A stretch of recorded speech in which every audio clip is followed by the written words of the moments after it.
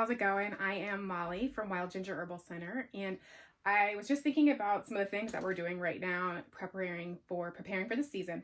And one of the things is we are starting ginger. I just got a bunch of organic ginger from the store today. This is a little trick you can do at home to grow ginger here in the temperate climate. I'm in Southern Maryland right now, so you can actually do this in March or February. If you get ginger like this, you can break it up into these little knobs and replant it. Actually, each of these little nodules, if you see, can sprout a new ginger plant. So I'm gonna break it up into those little nodules, and I'll do this one to a couple more.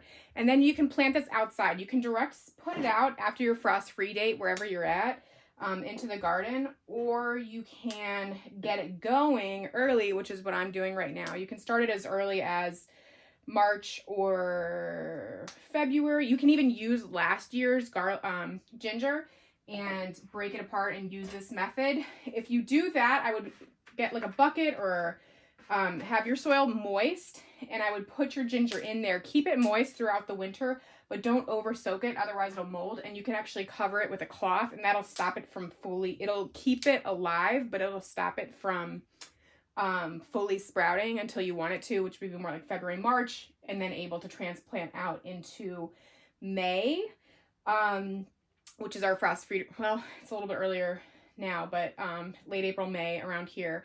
And then we put it into the ground, and you can get beautiful amounts of ginger growth out in your garden. It's also really fun to grow, and we love to cook with it and obviously make medicinal preparations. You won't have this harder skin form when you're up in one of these northern climates or further south, way further south, colder regions, but you will get what's called young ginger, which is beautiful, useful, gorgeous plant. So I just have my 5-gallon bucket here. I've got, this is a seeding mix. I'm going to go ahead and put these all underneath here.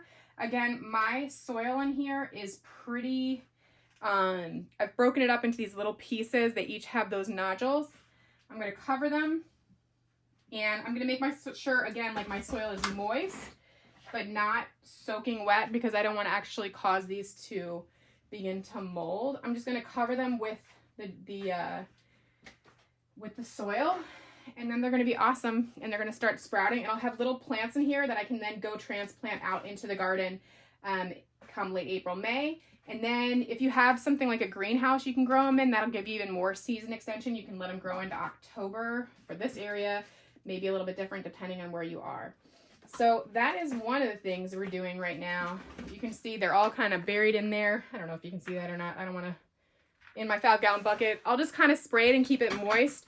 And yeah, transplant it out and have lots of beautiful ginger.